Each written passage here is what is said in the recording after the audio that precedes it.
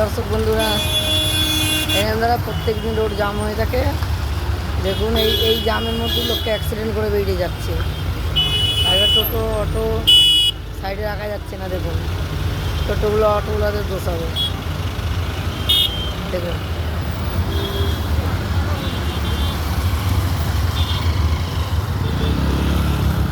ওই অটোটাকে মেরে দিয়ে বেরিয়ে গেল একটা গাড়ি, ওই অটোটাকে।